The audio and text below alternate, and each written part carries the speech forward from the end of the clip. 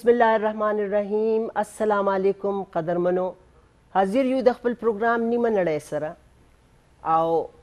چونکې موږ ته پته ده چې استادان یا استادانې زموږ د قوم او زموږ د بچو مسیحایي، ځکه چې که تاسو سوچ کړئ قدرمنو، نو بچي آیډیالایز کوي څوک؟ خپل استادانې. که مور پلار ورته ډېر ومووایي چې بچې دا غلط دی، هغې وایي نه، زما میم ما ته داسې ویلي دي، زما سر ما ته داسې ویلي دي. نو نن ما همدکه د تعلیم د ډپارټمنټ نه، د تعلیم د ادارې نه خپلې دوه خوږې ملګرې راوستلي دي، سمینا قاضي او فوزیه ذوالفقار. او زه به قدرمنو دوی ته خواست وکړم چې دوی په خپله خپل تعارف وکړي تاسو سره، او تاسو ته پته ولګېږي چې د دې تعلیمي کوالیفیکیشن څه دی او دوی کوم ځای کې او څه ټیچ کوي. نو سمینا السلام علیکم. ډېره مننه تاسو کاینلی خپلو مینوالو سره، زموږ کتونکو سره خپل انټروډکشن او دا ټول سوالونه چې مې وکړل د دې جواب ورکړئ. جی ډېره مهرباني. ټول ناول هو ستاسو مننه چې تاسو موږ د دې قابل وګڼلو چې موږ ستاسو سره څه وخت تیر کړو او څه خپل خیالات تاسو سره شیر کړو. جی زه سمینا قاضي ریسنټلی جمرود کیمپس کې بیکن هاوس سره اٹیچ یم. زه هلته کې ټیچنګ کوم. دې نه مخکې لاهور ګرامر سکول کې ما ډېر ټایم تیر کړی دی، او تعلیمي بیک ګراؤنډ چې زما دی نو هغه ما واده نه مخکې ما LLB کړې وه، خو چونکې واده نه پس ته ګرانه وه په سپیشلی پېښور شانتې ځای کې LLB پریکټس کول، نو بیا ما خپل ټیچنګ طرف ته شروعات وکړل. او واده نه پس ته ما د جاب سره ما MA اردو کو، ما BEd وکړو او پوزیشن سره، او د خیر دوه بچي مې دي، هغه یې مې لوی کړي دي، او داسې تر اوسه پورې دا سلسله جاری ده. اس بزما فوزیہ لا. جی فوزیہ ذوالفقار صاحبہ، چلیں آپ ذرا انٹروڈکشن کروا دیں اپنا. جی السلام علیکم. میرا نام فوزیہ ذوالفقار ہے، جیسے آپ جانتی ہیں. جی جی میرا بھی تعلق جو ہے وہ شعبہ تعلیم سے ہے. شادی سے پہلے میرا بڑا ایم تھا کہ میں ایک بینکر بنوں، اسی وجہ سے میں نے BCom کیا، اور وہی بات کہ میں کنٹینیو نہیں رکھ سکی. پھر شادی کے بعد جو ہے پھر میں نے ماسٹر کیا اردو میں، BEd کیا. پھر جب بچے چھوٹے تھے تب تو گھر کو اور ان کو ٹائم دینا ضروری تھا، تو وہی کیا. پھر جب بچے میرے اسکول گوئنگ ہوئے تو اپنے ہسبینڈ کی سپورٹ کے ساتھ میں نے جو ہے یہ ٹیچنگ شعبہ جوائن کیا. الحمدللہ بہت اس میں کامیابی حاصل کی رب العالمین کی مدد سے، اور بچوں کی بڑی اچھی میں نے ساتھ جہاں جہاں گئی میرے بچے بھی میرے ساتھ تھے. گو کہ تھوڑا مشکل تھا گھر کو مینیج کرنا اور جاب کنٹینیو کرنا، پھر اور ذمہ داریاں میکے کی، سسرال کی، لیکن الحمدللہ اللہ کی مدد سے سب جو ہے وہ آسان ہوتا گیا. اور آج جو ہے میں یہاں آپ کے سامنے ہوں، جو آپ نے مجھے بلایا، اس قابل سمجھا کہ آپ مجھ سے کچھ پوچھ سکیں. میں تو اس لیے قابل سمجھ رہی ہوں کہ شکر الحمدللہ آپ کا اور میرا. سمینا تو ماشاءاللہ ابھی جوائن ان کر گئی ہے، ہم لوگوں کا کافی سالوں ساتھ رہا ہے بیکن ہاؤس میں، اور ماشاءاللہ میں نے آپ کو دیکھا ہے. اور قدرمنو د استادانو که نارینه دي او که زنانه دي، د دې چې څومره خدمت دی او چې د دې څومره ډیډیکیشن او ډیووشن دی زمونږ د یو قوم جوړولو کې، هر ځای کې د هر چا د قوم جوړولو کې د هغې نه موږ انکار نشو کولی. او چونکې د روژې میاشت ده، نو د دې نه زیات غټ که موږ ورته ووایو چې دا خدمت خلق دی، او ګوره حقوق الله او حقوق العباد، نو د دې نه زیات غټ حقوق العباد ډیوټي زیاته نشي کېدی، ځکه چې موږ د هر کور د هر خاندان د ماشومانو خیال ساتو. نو څنګه څه خیالم دی، آپ کا کیا خیال ہے کہ میں صحیح کہہ رہی ہوں کہ نہیں کہ یہ کیسا ہم سمینا آپ سے میں تانا بڑھوں بے تپوسو کم جی بالکل تاسو ٹھیک فرمایل او سپیشلی مونږ چې کوم ښځې یا کومې زنانه چې هاوس وایف هم وي او بیا کورونه هم چلوي د بچو خیال هم ساتي او ورسره جاب هم کوي نو دا د هم د معاشري خدمت دی هم د خپل فیملی خدمت دی ځکه چې یو ښځه کور کې ناسته وي نو ټول وخت کې به خاوند ته فرمایشونه کوي چې ماله نن دا سوټ پکار دی او ماله نن دا راکړه او خاوند به سرګردانه ګرځي چې دا د ښځې دا فرمایشونه څه قسم باندې پوره کړم خو مونږ شکر الحمدلله الله مونږ له دومره توفیق راکړی چې مونږ خپل ځان هم ساتو بلکې د خپل فیملی هم مدد سپورټ کوو فاینانشلی مې او ایجوکیشن وایز مې ځکه او بل غټ خبر دی چې زمونږ بچي چې کوم انسټیټیوشن کې هي یوه مور د هغې اول پرایورټي دی چې زما ماشومان دې ما سره وي نو زمونږ هر مرحلې باندې مونږ خپل ماشومان زمونږ د سترګو د وړاندې یعنی سمینا اور فوزیه که زه تاسو ته ووایم کنه چې هغه د سترګو د وړاندې چې د کوم فریز استعمال که کنه نو دا دومره ضروري دی چې د دې نه ضروري هېڅ شی نشي کېدی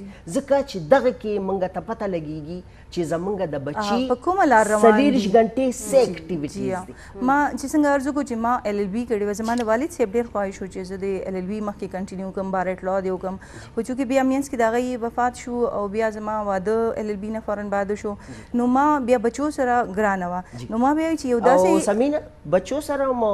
ګله د دې پیښور د ماحول کې د پریکټس کولې که زه کېدای شي اسلام آباد کې وي یا لاهور کې وي یا کراچۍ کې وي نو ستاسو یو بیرسټر سمینا سره ملاوي بالکل به اوس ملاوېدلم انفارچونیټلی یا زما کېدای شي نه فارچونیټلی شکر دې الحمدلله تازه ملاو جی او کېدای شي بس الله پاک جی مال الله پاک دې کې زیات کامیابی زما د پاره یې خلی وه نو ځکه زما ټوټلی زما چې کوم میدان و هغه بدل شو نو ما بیا خپل مخ ټیچینګ طرف ته راواړلو او دغه دې لپاره مې موږ چې یو خو ماشومان سره یو مور چې وي نو هغه زیاته ښه طریقې سره د یو بچي د یو ماشوم تربیت کولی شي بنسبت یو میل ټیچر که تاسو خیال کړئ نو زیاتره نرسری کې او په 5th کلاس پورې ټول دنیا کې فیمیل ټیچر هغه کې دي ځکه چې هغه کې یو موروالی وي نو هغه د ایز ا مدر هغه ماشومانو خپل تربیت کوي نو بیا ما وایي چې زه هم ماشومانو سره ما دغه جاب شروع کړو نو دا چې هم خدمت خلق دی هم د خپل فیملی دپاره او هم د نورو بچو دپاره ځکه چې هر یو بچي کې موږ ته خپل بچی ښکاري بالکل تاسو یقین وکړئ چې زه خپلو بچو ته دعا کوم نو زه وایم زما ټول شاګردان تر اوسه پورې چې سوره تیر شوي زه ټولو ته دعا کوم نو هغوی زما د خپلو بچو په شان دي زما په دعاګانو کې شامل دي نو سمینا هغه مور خو ده که نه ده هغه خو مور خپلو بچو له خو ده ده خو دا نورو بچو مور ده ایک بات میں شیئر کرنا چاہوں گی سمینا کی باتیں ماشاءاللہ مکمل تھیں لیکن ایک بات یہ کہ جس طرح ہماری اپنی اولاد ہمارے لیے صدقہ جاریہ ہے تو یہ جو بچے ہیں ہمارے جن کو ہم ٹیچ کر رہے ہیں تو وہ بھی ہمارے لیے صدقہ جاریہ ہیں جہاں بھی وہ ہمیں ملتے ہیں اتنا رسپیکٹ اتنا پیار حالانکہ ہم جن کو ٹیچ کروا چکے ہیں وہ ماشاءاللہ ڈاکٹرز انجینئر اور کیا کیا کہاں پہنچ گئے ہوں گے اللہ ان کو کامیاب کرے آگے بھی لیکن بات یہ ہے کہ یہ ہمارے لیے آخرت کا بھی ایک ذریعہ بن رہا ہے تو جب میں یہ چیز سوچتی ہوں کہ حضور صلی اللہ علیہ وسلم کو اللہ پاک نے معلم بنا کر بھیجا تو اس سعادت سے اگر میں دیکھوں تو یہ ہمارے لیے ایک بہت شرف کا مقام ہے کہ اللہ پاک نے ہمیں اس مقام پہ رکھا کہ ہم اپنے بچوں کی تو ہر کوئی تربیت کرتا ہے لیکن دوسرے بچوں کو اگر ایک بات بھی ان کی سمجھ میں آ جائے ہماری تو میرے خیال سے یہ ہماری بہت بڑی اچیومنٹ ہوگی بہت اچیومنٹ اچھا اب آپ نے بات کی تعلیم اور اس کے ساتھ ساتھ تربیت تو میں اس ایک لفظ کو پکڑ کے تھوڑا ڈسکشن کروں گی آپ کے ساتھ کہ اگر تو ہم دیکھیں سمینا اور فوزیہ پشتو تو آپ سمجھتی ہیں پختانه یې خو پښتو دې زده کړې نه ده او دا مې د ډېر کار خراب دی دا به زه تا سره بس سزا به در کوم پوه شئ که نه خو نو ګوره تعلیم خو کتابونه خو بېشکه ته ورته A B C D الف ب پ ت دا ورته ټول هر څه وښایه خو چې د هغې هغه مین مقصد باندې بچې پویه نه کړي نو د بچي نه چې بېشکه ډیګریانې والي د دنیا پنډ فایل شي ورسره د کاغذونو دا ډیپلوماز دي دا سرټیفکیټس دي دا ډیګریانې دي خو هغه تربیت ضروری دی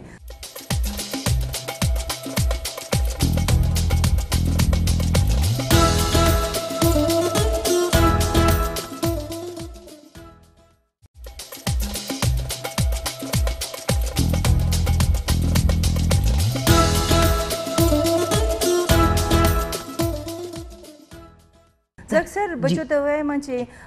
وړه ماشومان 6 ولا 7 ته نو هغه خو لکه داسې ډېر اویر نه دي جی جی نورو سیزونو نه. نو زه ورته وایم دا تاسو ولې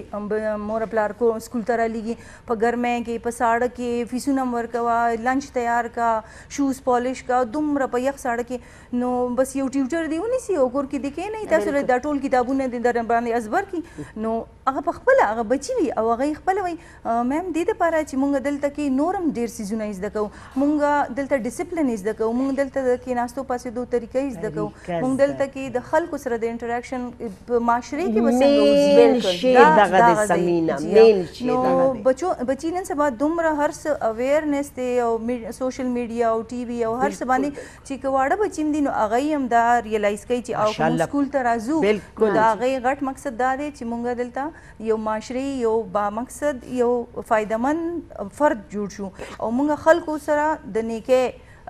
دپاره مرسته وکړو. اکثر زه بچو ته وایم تاسو له نشته پته چې زما څه ډګریانې دي یا هغې ډګریانو کې زما څه ګریډز وو بالکل او خو چې زه څه یم چې په مخامخ زه تاسو سره څنګه بیهیویر کوم زه تاسو سره څنګه خبرې کوم زه تاسو ته څنګه تعلیم در کوم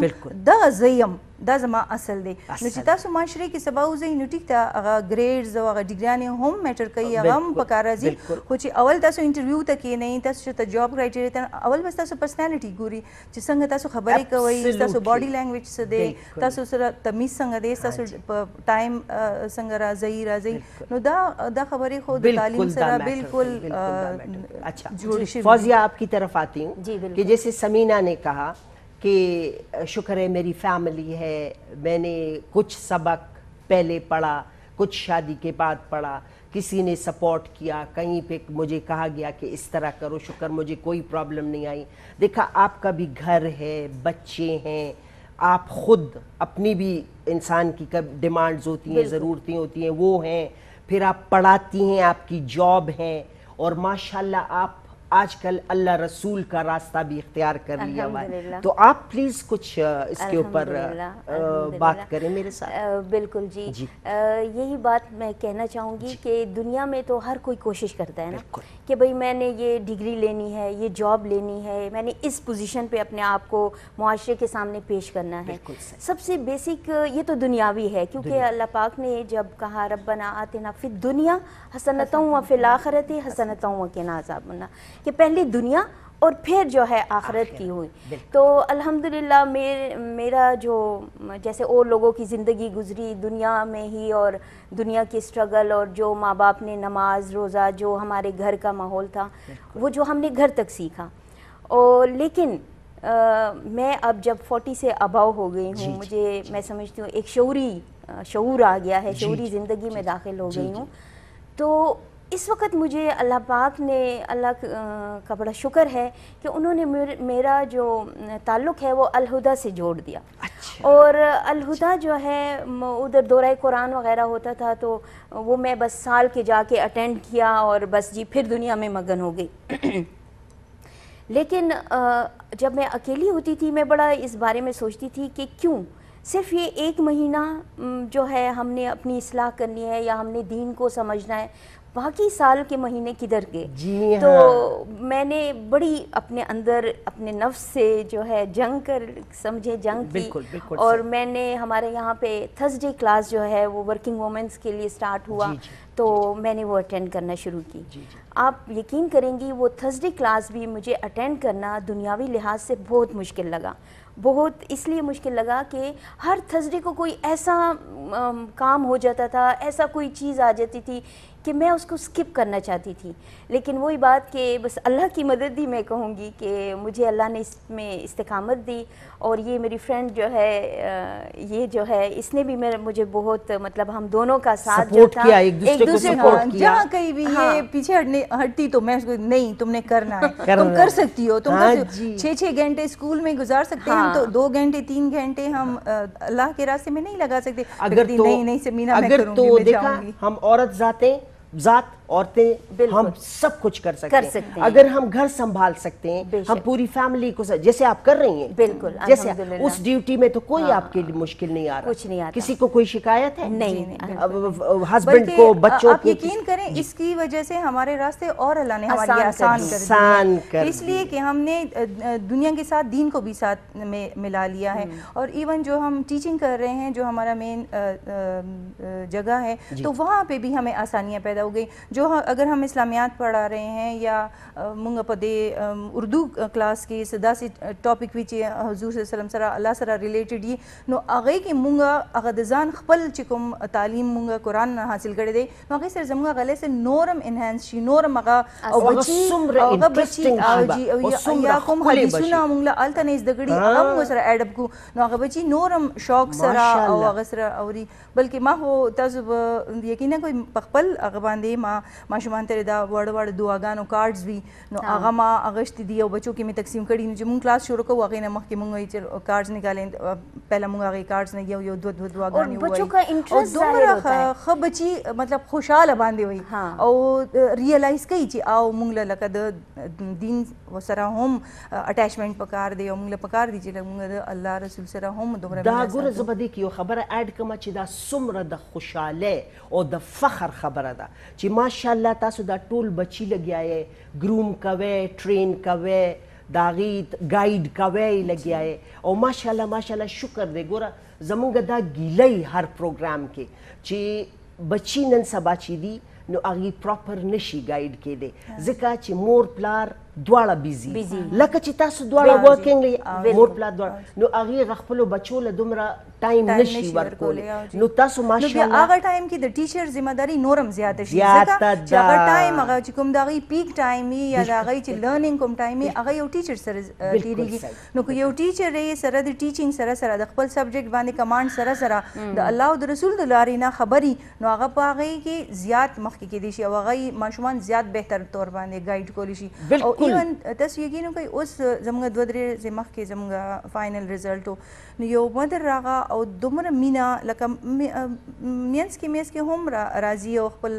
کنسرن شو کئی او خپل مینا روٹین دے چی پیرنٹس زان سر ان کانٹیکٹ ساتھ ہے نو اس دا چی پیرنٹس رات لو رزلٹ نو ما توی چی رزلٹ خوچے سدے آگا باندے زا خوشحال ہے خو ما توی چی تا چی زمان بچی سر خواڑی کردی دا چی سمرا آگا اللہ سر راجوخ شو سر رسول سر دعاگانی آگا یاد کی نو ما توی چی پرسنلی زتانا دیر زیادہ خوشحال ہے او زستا مہربانی ادا کم ماری چی بس تاسو دا ریلائز کما دا پارا دا ڈیرا گٹا خبر ہے چی او بچے پاگی باندے روان شو آگا بیام چی شروع کم بیم حقوق اللہ و حقوق العباد دام زمونگا ذمہ داری دے کرنے چی مون پلو بچو سرا چکم بچو ذمہ داری دا غی مور اپلار پا مونگ ماندیا چولی دا نو اگئی ہم صرف دا سکول آگا خونا دی چی بس دا رٹا تینوالا دا میس ورلوگا دا انگلیش ورلوگا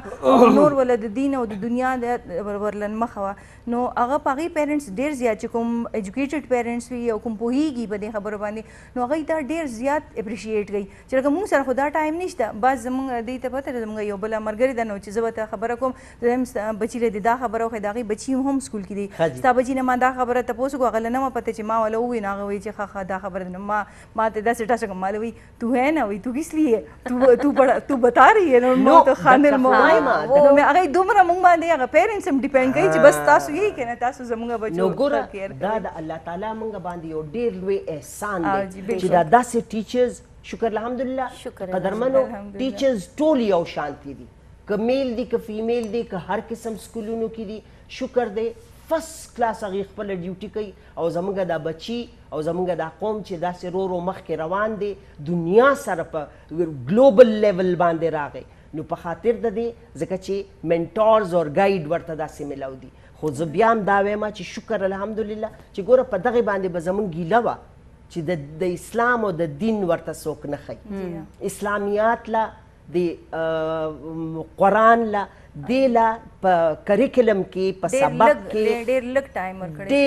ٹائم ورکڑے دے اور دو شروع کے خوی والا دو سہمیت ورکڑے نو جی دا سی سکولونا دی چی وی چی لکا معشومان تا سو پریشرائز کوئی پا دی اسلامیات باندے نو چی پرے دی چی دی لگلوشی او 5-6 نراشی نو اللہ دی پہ اسلامیات شروع کی بلکہ پکار دی چی سنگا دا مور قیہ کے بچیلا خلق کلمہ ازدکی ولا اللہ و رسول سر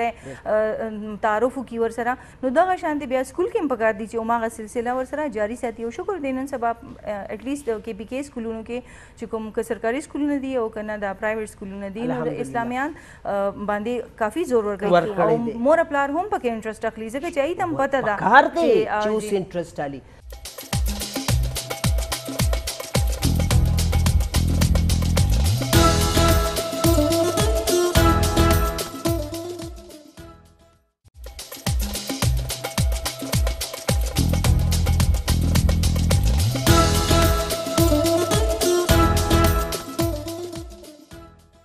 فوزیہ اب میں ذرا اردو کی طرف تھوڑی جاؤں گی, ٹھیک ہے نا؟ بالکل. کہ قدرمنو که منگ دې ته وګورو که نه نو منګ ډېر په فخر وایو چې منګ له خو اردو نه راځي,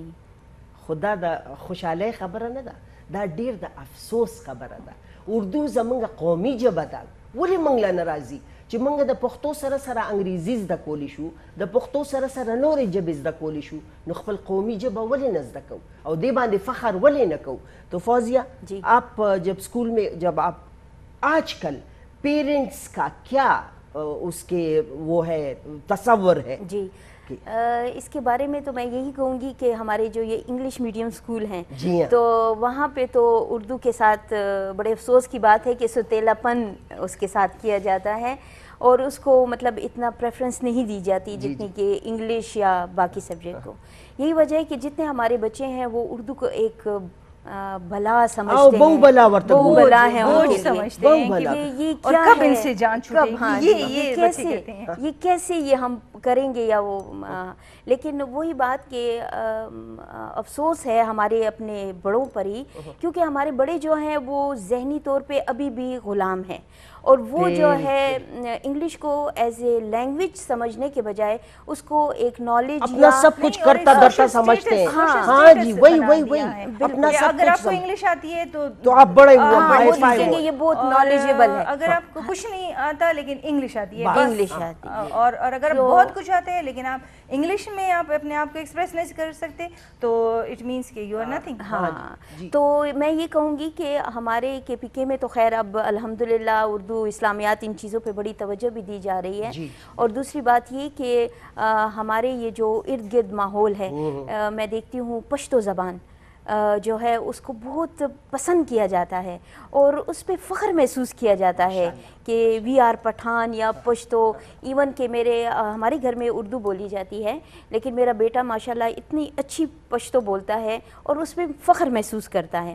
تو بات یہ ہے کہ اگر ہم اپنی زبان کو اس پر فخر محسوس کریں گے تو نہ اس کے سمجھنے میں مشکل ہوگی, نہ اس کو ہمیں بولنے میں کچھ ہمیں شرمندگی محسوس ہوگی, اور اسے یہ انگلش کو ایز اے لینگویج کنسیڈر کریں. ہمارے باپ دادا کی زبان تو نہیں ہے نا یہ کہ ہم کہیں کہ جی یہ ہمارے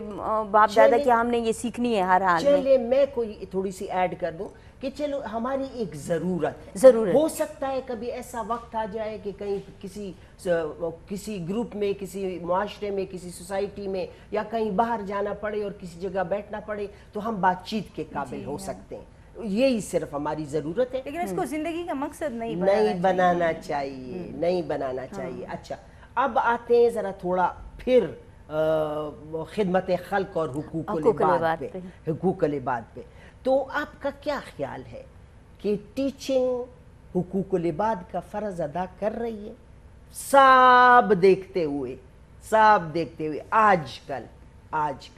فرض ادا کر رہی ہے سمینہ؟ جی بالکل سبحانہ بالکل صحیح دا چې حقوق العباد ادا کوي ځکه چې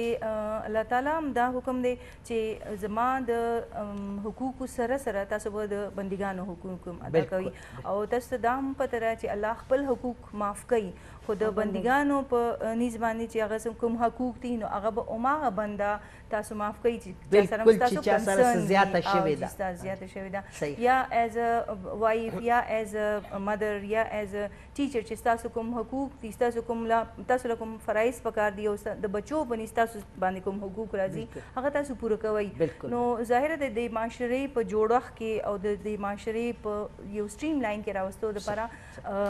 زمونږ هم څه فرایض راځي او هغه چې مونږ کوم فرایض ادا کوو نو مونږ د هغوی حقوق پوره کوو. بالکل چې مونږ ښه طریقې سره د بچو تربیت کوو د هغوی په مونږ باندې حق دی. دک تاسو نه تپوس کوم دک تاسو نه تپوس کوم تاسو د دواړو نه چې هر سکول کې نن سبا دا ښه طریقې سره استاذ یا استاذ خپل ډیوټي کوي. میری جہاں تک نالج ہے یا عقل ہے اس کے مطابق یا میرا ایکسپیرینس جو ہے اس کے مطابق میں نے اب تک جو جاب کی ہے اس میں مجھے اندازہ ہوا ہے کہ ٹیچرز تو اپنی ڈیوٹی بہت اچھے طریقے سے ادا کرتی ہیں, لیکن جہاں پر پیرنٹس کی ڈیوٹی آتی ہے وہ وہاں پر کافی نیگلیجنس ہے اور وہاں پر کافی جو ہے مطلب بچوں کی تربیت اگر دیکھی جائے تو وہاں پہ فال کافی ہے. تو اگر ٹیچر اور پیرنٹ دونوں اپنی اپنی ڈیوٹی اچھے طریقے سے ہے تو وہ بچہ گروم کرے گا اور وہ جو ہے ایک کامیاب انسان بن سکتا ہے. تو میرے خیال سے پیرنٹس اور ٹیچرز یہ دونوں مل کر ایک جیسے پودا ہوتا ہے, جی ہاں, ایک پودے کو بڑا کرتے ہیں. تو اگر ٹیچر اگر خدا نخواستہ کوئی بچہ صحیح راستے پہ نہیں ہے یا وہ نہیں گروم کر رہا تو ان دونوں میں سے کسی کی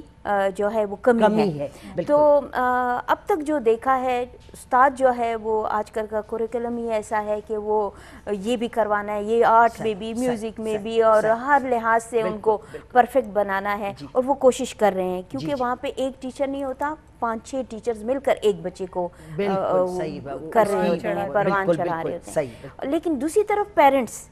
وہ جو ہیں انہوں نے ان سب چیزوں کو دیکھنا ہوتا ہے. تو بات یہ ہے کہ اب ٹیچرز تو میں خود ٹیچر ہوں اور میں جس طرح اپنی ڈیوٹیز دیتی ہوں یا جس طرح اپنی رسپانسبلٹیز پوری کر رہی ہوں, مجھے امید ہے ہر استاد جو ہے وہ اسی طرح اپنی ڈیوٹی ادا کرتا ہوگا. پر میں آپ سے بالکل آپ کی بات پہ میں 100 نہیں 500% ایگری کرتی ہوں کیونکہ میں خود استاد رہ چکی ہوں, آپ کو پتہ ہے. بالکل جی, آپ تو ہماری بڑی ہمارے سربراہوں میں سے گائیڈ لائن دینے والوں میں سے ہیں. آج کل لیکن سمین یو منٹ دا یو خبروں کا مزہ تو ہے کہ آپ نے یہ کیوں کہا کہ پیرنٹس تھوڑا سا سجیشن بھی دے دیں کہ وہ کس طرح کریں. دیکھا اگر آپ مجھ سے پوچھیں گی نا, اگر آپ مجھ سے پوچھیں گی تو جب میں استاد تھی تو میں کیوں کس طرح سے کہوں گی کہ میں نے آپ سے کہا نا کہ فادر بھی ورکنگ ہے,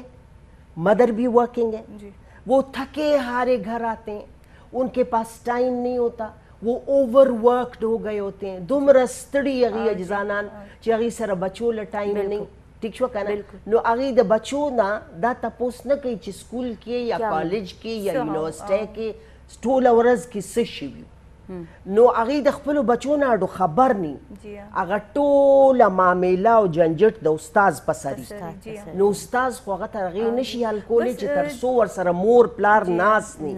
جی جی زه اکثر پیرنټس ته وایم چې کم از کم لکه څنګه چې تاسو وایئ چې بعض پیرنټس واقعي دواړه مور پلار دواړه ورکینګ دي نو هغې ټایم کې لږ کریټیکل سچویشن چې بچي دپاره خو زه ډېر ما خپله هم ویلي دي او د دې میډیا په ذریعه هم زه دا پیرنټس ته ویل غواړم چې ایسمنی دا هغه کاپیانې راواخلئ او هغه چیک کوي د هغه ډیلی ډایري چیک کوي او هغې کې وایي چې ټیچر ورته څه نوټ لیکلی آیا په دې کلاس کې ټیک روان دی چېرته ول ښه ریمارک میلاو شوي کله ولې لیکلي محنت کی ضرورت ہے ورک هارډ یو are not up to the level یا څه داسې نیگیټیو ریمارکس یا خدا نه خاصه شیطانی کړی یا پیرنټ له اواز کړی او تاسو لا بچې اډوي هم نه بس بیک کی کتاب یا د وارننگ لیټر لیټر دی نو ایٹ لیسٹ چې تاسو ډیلی بیسس باندې یو ځل او هغې باندې زما په خیال 15 منټه نه 10 منټه زیات نه لګي خو تاسو له د دې ټولې ورځې آیډیا وشي چې زما په دې بچي باندې ټول ورځ کې په دې سکول کې څه تیر شوي د ټیچر سره څنګه انټراکشن شوی ما دپاره خو هېڅ سوال جواب نه دی کړی چې مور د دې سبا وایي چې راشي شیشه یې ماته کړی او جی هغه کتاب یې کاپي یې ډایري یې په بیگ کې بند دی تاسو په خپله لاره ځئ هسبنډ په خپله لاره ځي او بچي هلته کې سبا یې په آفس کې ولاړي ګھنټه ولاړي اچھا جائیں بس پیرنٹس نہیں ہیں اور معشومان نیگلیکٹڈ فیل کوي چې کله زما مور پلار زما د تپوس نه کوي نو ماشوم خو به د خپلې اندې نه چرم تاسو له نه وایي چې راشه ما ته دا ځکه چې هغه ته پته ده چې ما غلطي کړې ده یا هغه ماشومې ته هم پته ده چې ما غلطي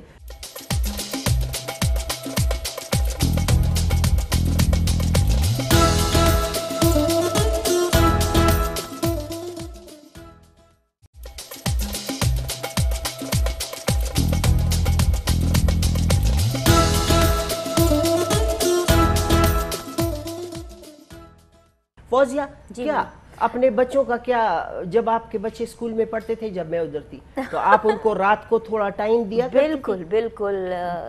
میری فرسٹ ذمہ داری تو میرے اپنے بچے تھے. تو ایون کہ 6-7 تک کا تو میتھس بھی میں نے سیکھ لیا تھا، کیونکہ میتھس ایک بہت بڑا ایشو بن جاتا ہے. تو یہی بات کہ ہم ان کو ٹائم دیتے تھے، اور یہی وجہ ہے الحمدللہ کہ آگے جب وہ انہوں نے انٹری ٹیسٹ دیے اور آگے انہوں نے جتنی بھی اپنی کامیابیاں حاصل کی وہ اپنے بلبوتے پہ حاصل کی. کیونکہ ہم تو ایک سٹیج تک تھے بچوں کے ساتھ، 8-9 تک تھے یا اسکول گوئنگ تک وہ ہمارے ساتھ اٹیچ تھے. آگے تو انہوں نے خود اپنے آپ کو پروف کرنا تھا. یعنی آپ نے ان کو اس طرح گروم کیا، اس طرح ٹرین کیا کہ وہ اپنے پاؤں پہ کھڑے ہونے کے قابل ہو گئے. بالکل ہو گئے. بالکل. اسی لیے الحمدللہ کہ ہمارے گھر میں یہ نہیں دیکھا جاتا تھا کہ بھئی آپ نے کتنے نمبر لیے ہیں، 100 میں سے 90-95 نہیں. گریڈنگ دیکھی جاتی تھی، بچے کا خود نالج دیکھا جاتا تھا کہ بھئی اس کو کتنا آ رہا ہے، یہ کہاں پہ سٹینڈ کر رہا ہے. اور سب سے بڑی بات کہ جب یہ انٹری ٹیسٹ میں یا آگے کالجز میں گئے، کوئی ٹیوشن نہیں. الحمدللہ 9-10 تک بھی کوئی ٹیوشن نہیں ہوئی، اپنے بلبوتے پہ انہوں نے پڑھا. اور پھر جب یہ اسکول اور یونیورسٹی میں ماشاءاللہ چلے گئے ہیں، بیٹا میرا سافٹ ویئر انجینئرنگ کر رہا ہے آئی ایم سائنسز سے، بیٹی میری میڈیکل میں چلی گئی ہے. تو اپنے بلبوتے پہ، بیٹی میری اور بیٹا میرا، آپ نہیں کہہ رہی کہ آپ کے اسٹوڈنٹس آپ کے بے شک آپ کے اسٹوڈنٹس، بالکل میرے اسٹوڈنٹس تھے نا، میں نے ان کو پڑھایا ہے. بالکل بالکل بالکل. ابھی بھی زریز اور منکش جو ہے وہ آپ کے بچے ہیں، اور آپ یقین کریں وہ اتنی محبت کرتے ہیں آپ سے کہ جب بھی آپ کی بات ہوتی ہے نا تو ان کو ایسی فیلنگز آتی ہیں جیسے اپنی ماں کی نا، کیونکہ ہر جگہ استاد ہوتے ہی ہیں ماں باپ. بالکل. جب ان کے 10 کا ایگزام تھا اور اس میں وہ انگلش میں سارے وہ آئے تھے، اور وہ آپ نے جس طریقے سے ان کو گائیڈ کیا، گرامر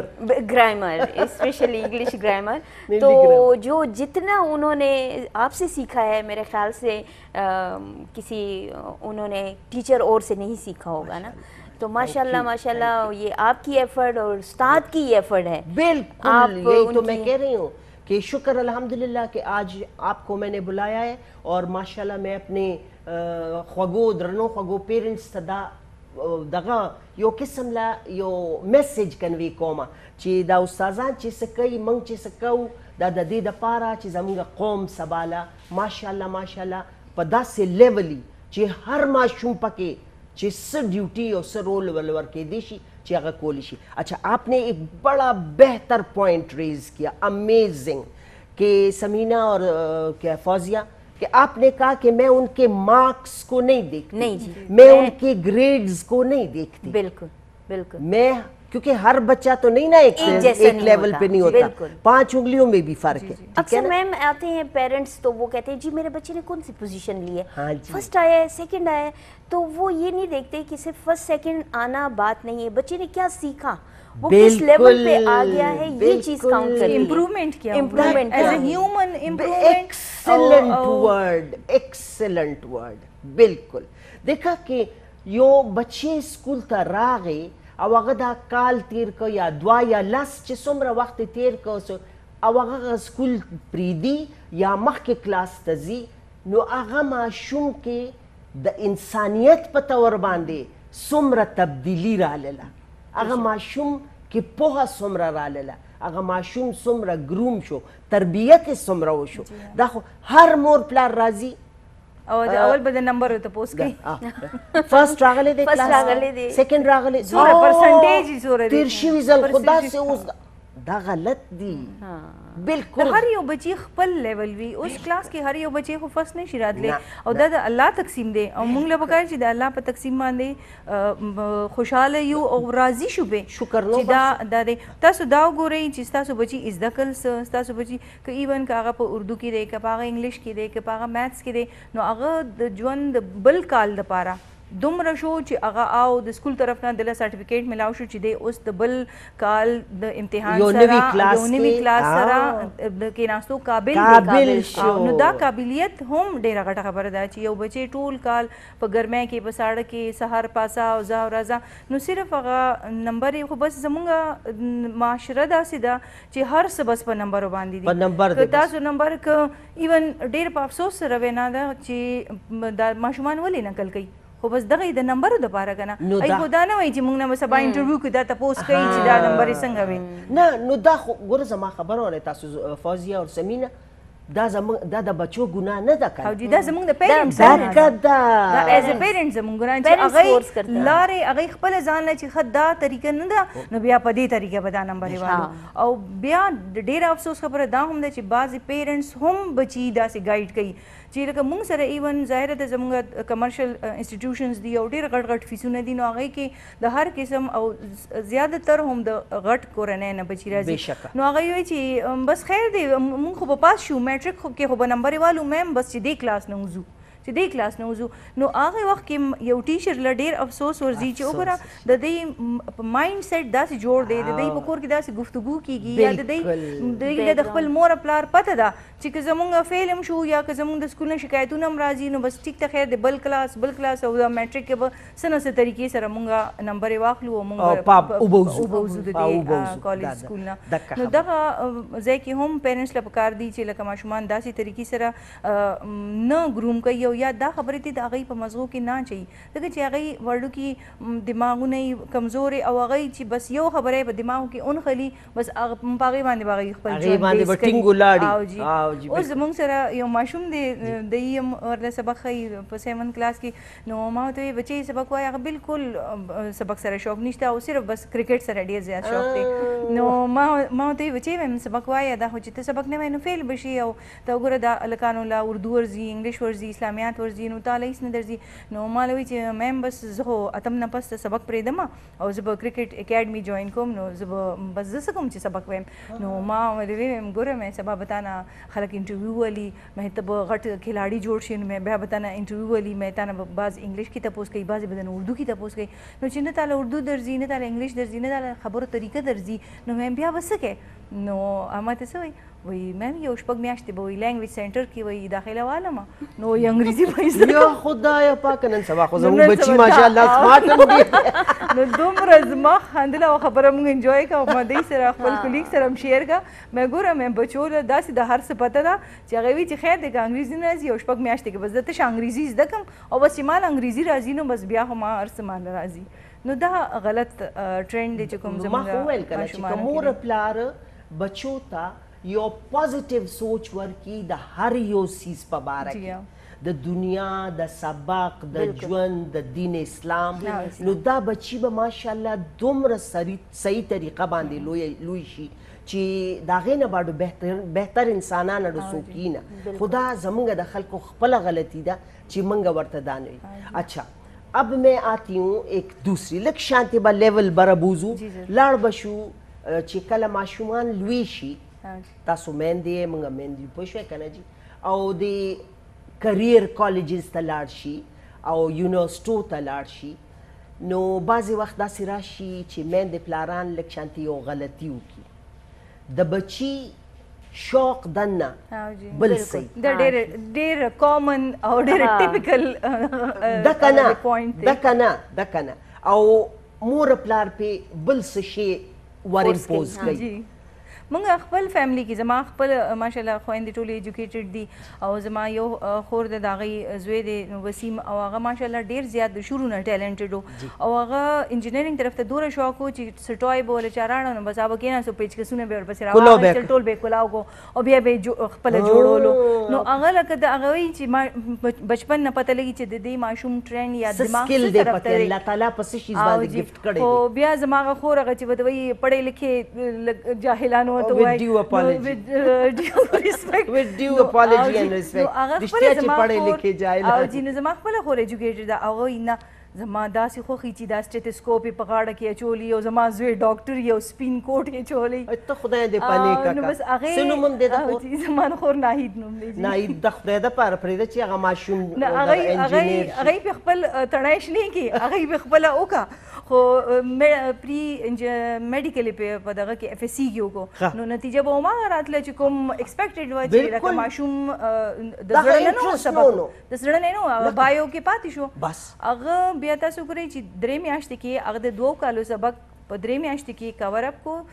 میتھس صرف میتھس ایگزام یې ورکو په اف ایس سی کې خپل یو کال یې ضایع کو او بل کال چې میتھس وکړو نو هغه دومره ښه مارکس واخیستل چې انټري ټیسټ کې هغه لا هم د میکانیکل په شعبه کې هغه لا انجینرینګ د پېښور یونیورسټي کې ملاو شو ماشاءالله هغه اوس یو او جی ډي سی کې ډېر ښه پوسټ باندې هغه جاب کوي او میکانیکل انجینیر هغه جوړ بس نو دې کتل جی نو دا د مونږ ټول وته وی چې وګوره تا اسی بچی باندې یو کال ځای کو په یو کال ځای کو نو دا چې مور پلاله د بچو اپټیټیوډ او دا غي انټرست پکار چې د زما بچی کوم طرف ته رجحان دی بالکل بالکل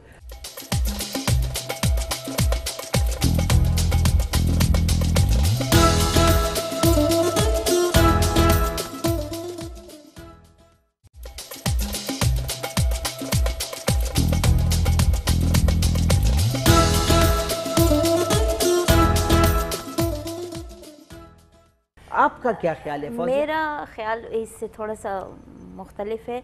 کہ وہ اس طرح کہ میری بیٹی کو میڈیکل کا بڑا شوق تھا اور بذات خود مجھے میڈیکل نہیں پسند کیونکہ ہماری اپنی فیملی میں اور میری نن بھی ڈاکٹر ہے ماشاءاللہ لیکن انہوں نے اپنی اس سیٹ سے یا میڈیکل سے کوئی فائدہ نہیں اٹھایا تو میں اسپیشلی لڑکیوں کے میرے بھی شاید وہ ٹپیکل پٹھان ذہن کہ نہیں بس لڑکی اتنا پڑھے کہ بس اس کو بس کھانے پکانے کھانا پکانا ہے اور گھر اٹھاؤں گی میں لیکن اس کا شوق جو ہے ایون کہ جب اب اس کا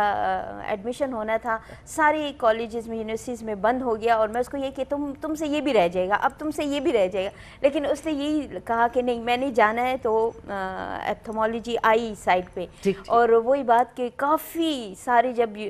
بند ہو گئے پھر ان کا انٹری ٹیسٹ ہوا اور تقریباً 8 مہینے اس لڑکی نے ویٹ کیا یہ ایڈمیشن کے لیے اور اس نے اپنا وہی مقصد جو رکھا ہوا تھا اس کو اچیو کیا تو وہی بات آپ کی کہ اگر جس بچے کو شوق ہوتا ہے بالکل اور تھوڑی سی گائیڈ لائن بھی مل جائے تو وہ بچہ اچیو کر سکتا ہے تو اگر میں زبردستی کرتی کہ نہیں بس چھوڑ دو یا کہیں اور میں اس کو کروا دیتی تو میں بھی یہ والے تو یہی رزلٹ ہوتا نا ناہید کی بیٹے والا یہ وہ ہو جاتا ناہید کی بیٹے والا رزلٹ تو آپ والی بات بیچارے کا ضائع ہاں بیچارے شکر الحمدللہ بیان اس آؤ جو تو بس آپ والی ریئلائز شکر نا کہ بچوں کا شوق لازمی دیکھنا چاہیے بچپن سے کہ آیا یہ فائن آرٹ ہو گیا یا ڈرائنگ ہو گئی اس کو ہم اتنی اہمیت نہیں دیتے لیکن اگر کسی بچے میں یہ گٹس ہیں تو اس کو اس طرف جو ہے وہ پش کرنا چاہیے اور اس کا شوق دیکھتے ہوئے اس کو گائیڈ لائن دینی چاہیے آپ کی اسی بات کے ساتھ میں ایک بات ایڈ کرتی ہوں کہ فائن آرٹس جس میں ہماری میوزک اور ڈراما اور یہ سارا کچھ شامل ہے زمون پختانه ورته سوی دا څه دي خو ډمتوب دی نو مړو بالکل دا ډمتوب نه دی د چې الله تعالی هر ماشوم لا څه سکل ورکړی دی څه صلاحیت ورکړی دی څه اپټیټیوډ پکې دی هغه پرېږده چې هغه فالو بالکل دنیا کې هیڅ شی بد نه دی الله تعالی هر یو څیز کې څه نه څه کمال یې ښودلی دی دا نه ده ګوره چې دا څوک ډرامې کوي نو دا هم اللہ تعالی ہم کر سکتے ہیں ہمیں نہیں آتا انہی کو آتا ہے جس کو اللہ نے اسکل دیا ہے نو دیکھیں آبجیکشن پر اس چیز نہ دی کول پکا ما والد سے اللہ پاک اغی اکاؤنٹ سیکشن کیو خو اغی ہمیشہ مونږ په هر څه باندې به انکریج کولو اوس باندې لا خبره کوله استاد اغی آرټیست سره ما خبره کوله مې ز فرست ټایم چې زکله 3-4 کلاس کې ومه نو زمونږ پی ټی وی چې کوم سټوډیو صدر کې چې کوم دنو آلته مونږ خپل والد سے بوتلی او د ماشومان یو پروګرام کې مونږ شرکت کړو نو اغی به مونږ هر طرف ته گایډ کولو اغی به دا نه وی چې لکه بس صرف سکول دے آئی ہر سکی مونگا انکریج کولو او اغی مونگ ته داسې وی چې بچی کمال داري چې اغه هر یو کار چې تاسو کوي اغه کې خپل ځان کمال ته ورسئ چې ای کار خراب نه وي چې دا اغه کې چې ته ټاپ باندې ورسئ او زه خپل نوم پکې جوړ کی کنه نو دا کمال دی ضروري نه چې یو ساينټیست جوړ شي نو هغه د معاشره لپاره صرف یو ښه انساني یا فائدمن یا اوچت بلکې هر یو کاری خو چې هغه کې تاسو خپل ځان دی بیسٹ پروف کړئ دغه غټه خبره بالکل صحیح خبر ګوره که تاسو دې ته سوچو کې کنه نو زما ټایم کې بدا لیبلو چې یا جینې استاذه بی او یا به جینې ډاکټر بی، د دې نه علاوه څه نشي او الکان به انجینرینګ ته ځي او الکان یا به آرمی ته ځي. الکانو ته خو بیا هم هر فیلډ کولاو کنه، خو زنانو ته میرمنو ته جینکو ته دک دوا فیلډز کولاو. اوس وګوره ماشاءالله شکر الحمدلله الحمدلله ایون په کې پی کې کې موږ حالات دومره خوشول او چې مونږ ګورو نو مونږ خوشحالي ګو چې زه خیر دی که مونږ باندې څه ریسټریکشنز وو یا ما دا کارونه کړی شو خو زموږ آینده راتلونکي کوم نسل دی هغه زموږ بچي دي هغه مخکې راځي او هغه هر شعبه کې راځي. میں شامل کرنا چاہوں گی بالکل بالکل یہ لڑکیوں کے ایجوکیشن کے بارے میں کہ ہمارے جو معاشرہ ہے اس میں پہلے یہ مرد جو تھے چاہے وہ بھائی ہو چاہے باپ ہو چاہے کسی بھی ریلیشن وہی رکاوٹیں ڈالتے تھے بے شمار. لیکن الحمدللہ فاضیہ آئی ایم سو سوری آپ کو تھوڑی ایک منٹ کے لیے ابھی بھی ایسے علاقے ہیں جس میں ڈالتے ہیں جی آپ کا لیکن یہ جو آج کل میڈیا اور ایجوکیشن جو ہے اس نے ہمارے مرد حضرات کی سوچ جو ہے وہ بہت تبدیل کر دی ہے الحمدللہ. اب میں دیکھتی ہوں کہ لڑکیاں جو ہیں وہ ہر فیلڈ میں آگے جا رہی ہیں اور ان کو پش کرنے والے ان کے فادر ہی ہوتے ہیں, بالکل بھائی ہوتے ہیں, باپ ہوتے ہیں, ہسبینڈز ہوتے ہیں. آج جو ہم بھی یہاں بیٹھے ہوئے تو میرے خیال سے کہ باپ بھائی کے ٹائم تو چلے وہ تو ہماری ناسمجھی کا تھا, لیکن ابھی جو ہے ہم اپنے ہسبینڈ کی سپورٹ کے ساتھ بالکل یہاں بیٹھے ہوئے ہیں. اور یہ جو ہے مردوں کا ذہن چینج کرنا جو ہے یہ بہت ضروری ہے, اور اس کے لیے جو ہے یہ دین یہ جو ہے یہ بہت زیادہ آج کل یہ بڑے مولانا طارق جمیل صاحب کا اسپیچز جو لگتے ہیں بہت سارے مطلب بہت شوق سے اور انہماک سے ان کی گفتگو سنتے ہیں, اور ان کی گفتگو میں اثر ہے. اور بہت سارے میں نے ایسے لوگ دیکھے ہیں جو کہ نماز کی طرف نہیں تھے یا جو گھر میں بدخو تھے یا کوئی ایسا ان میں کافی چینجز آ گئے ہیں. تو ہمارے مرد جو ہیں وہ تو ظاہر ہے ہم سے سپیریئر ہیں, ہم بہت بھی کہیں کہ ہم شانہ بشانہ ہے, لیکن اللہ نے ان کو ایک جو درجہ دیا ہوا ہے تو ان کی سپورٹ جو ہے وہ بہت زیادہ ضروری ہے عورت کو آگے بڑھنے کے لیے. بے شک. اور آج کل ہماری بچیاں جو ہیں وہ اپنے فادرز کی سپورٹ کے ساتھ ہی بہت زیادہ جو ہے وہ آگے جا رہی ہیں. ماشاءاللہ آگے جا رہی ہیں ماشاءاللہ. یہ جو آپ نے ایک بات کی نا کہ ہم شانہ بشانہ, جی نہ اس سے میں اتفاق نہیں کرتی, ہم شانہ بشانہ کھڑے ہیں. یہ کیا سمینہ آپ نے ابھی نہیں کہا کہ لیکن ان کی سپورٹ سے ان کی سپورٹ کے بنا ہم شانہ بشانہ نہیں ہو سکتے. بس هغه چې کوم د هغه سپیریارټي دی یا الله ورکړی دی هغه خو دی ایز فار ایز معاشري کی کار او یا د زموږ ډیوټیانو په باره کې خبره ده, نو ډېر ځایونو کې داسې دي چې ښځې د سړو نه هم مخکې شي او الله پاک لکه یو کور کې به جینۍ کوي جي نو هغې به زیاتې قابلي زیاتې به هغې به خپل سټډیز باندې کنسنټریټ کوي او هلکان به لاپرواهي د هغې به دومره ښه ګریډز نه راځي د هغې نه به مور پلار دوره نه خوشحاله څومره چې جینکو خوشحالی. نو دا ہوئی چې الله پاک دواړو لا خپل عقل او فکر ورکړی دی, او خو کمزوري ده بس هغه فزیکلی کمزوري ده چې ښځې الله پاک نازکې جوړې کړي دي, خو ادروایز داسې هیڅ هم څیز نشته چې کومه ښځه د مخکې وړاندې کېدو نه منې کي او چې موږ له صرف او صرف د خپل کور والا یا د خپلو خاوندانو او یا د خپلو پلارانو سپورټ پکار دی. نور ماشاءالله ماشاءالله الله پاک موږ ښځو کې ډېر زیات صلاحیتونه اچولی دی او بس موږ له هغې له ایکسل کولو ضرورت دی چې موږ هغې د ټولو نه غټ صلاحیت څه شی دی؟ صبر, برداشت. څومره د برداشت دی, څومره صبر دی د غر عمره. ځکه دپاره ځکه خو الله تعالی ښځه پیدا کړې او ځکه هم د مور د خپو د لاندې یعنې د پلار د خپو د لاندې جنت کړی. صحیح بات, صحیح بالکل. اور حضرت صلی اللہ علیہ وسلم نے بھی فرمایا 3 دفعہ ماں کا درجہ بیان کیا, تو اس کو دیکھتے ہوئے مطلب ہم ایز اے مدر ایز اے وومن ہم بہت زیادہ فخر محسوس کرتے ہیں کہ اللہ پاک نے ہمیں اس درجے پہ رکھا. اور وہ تمام ہماری ہمیشہ یہ دعا ہے کہ اللہ پاک ہم سے ایسے کام لے جو وہ خوش ہو جائے, اللہ وہ خوش ہو اور ان کا شداغی مخلوق دے, بالکل. اور حقوق العباد آگے, ہاں جی, کہ ہم جتنا اچھا حقوق العباد ادا کریں گے اللہ پاک راضی ہوگا, ہم سے بھی راضی ہوگا. بالکل صحیح, بالکل صحیح. نو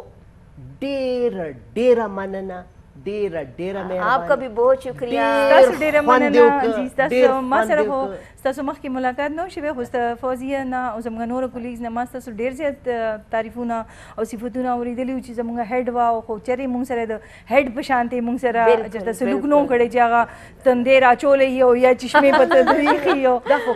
سمینا په نیچر کې مې نشته. زه هر وخت خاندم. زه هر وخت خاندم. او نه او په خپل ډیر شیطان روان